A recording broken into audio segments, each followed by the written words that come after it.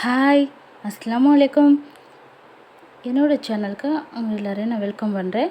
இன்னும் என்னோடய சப்ஸ்கிரைபருக்கு நான் ரொம்ப நன்றி சொல்கிறேன்.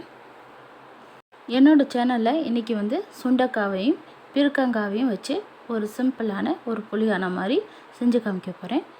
நீங்கள் ஃபாலோ பண்ணிக்கோங்க. இன்னும் என்னோடய சேனலை சப்ஸ்கிரைப் பண்ணிவிட்டு பாருங்கள். முதல்ல நான் இன்றைக்கி மண்பானை சட்டி தான் எடுத்திருக்கேன்.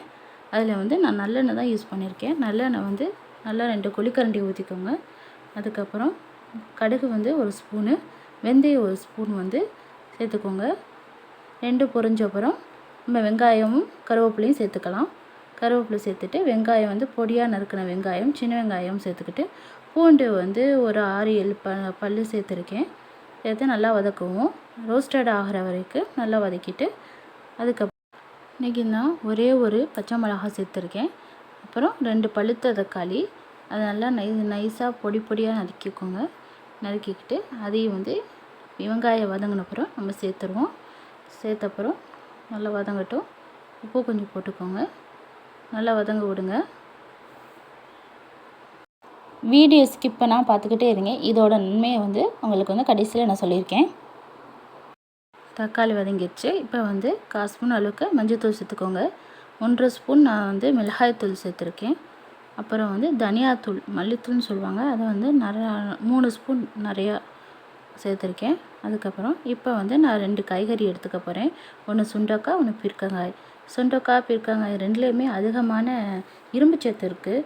இன்னும் சுண்டைக்காய் உடம்புக்கு ரொம்ப நல்லது, நோய் எதிர்ப்பு சக்தி கூட. பீர்க்கங்காய் நமக்கு உடல் எடையை குறைக்க ரொம்ப உதவுது. அதுலேயும் இரும்பு சத்து இருக்குது, எதிர்ப்பு சக்தி இருக்குது. ரெண்டுமே சேர்த்து செய்கிறனால உங்களுக்கு இந்த சாப்பாடு ரொம்ப சத்தான சாப்பாடாக இருக்கும். நீங்கள் சேர்த்த அப்புறம் கொஞ்சோண்டு இப்போ எலுமிச்சப்பழம் அளவுக்கு புளி எடுத்து தண்ணியில் ஊற வச்சுருந்தேன். அதை இப்போ கரைச்சி நல்லா ஊற்ற போகிறேன். சுண்டைக்காயில் உங்களுக்கு கசப்புத்தன்மை இருக்கனால புளி ஊற்றி ஆன வச்சிங்கன்னா உங்களுக்கு அது தெரியாது, நல்லா டேஸ்ட்டாக இருக்கும். இப்போ 3 டம்ளர் அளவுக்கு தண்ணி ஊற்றிக்கோங்க. ஊற்றிக்கிட்டு உப்பு போட்டுக்கோங்க. அதுக்கு ஆனத்துக்கு தேவையான உப்பு போட்டுட்டு நீங்கள் இப்போ மூடி வச்சுட்டு அடுப்பு ஹை ஃப்ளேம்லேயே இருக்கட்டும். நம்ம கொதி வரட்டும். ஆனை கொதிச்சப்புறம் ஆனைன குழம்பு கொதிச்சப்புறம் அதுக்கப்புறமா நம்ம மூடி போட்டு அதை சிம்மில் வச்சுப்போம்.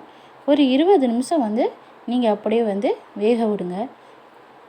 இல்லாட்டி ஒரு 50 மினிட்ஸ்க்குள்ளே நீங்கள் வேக விடுங்க.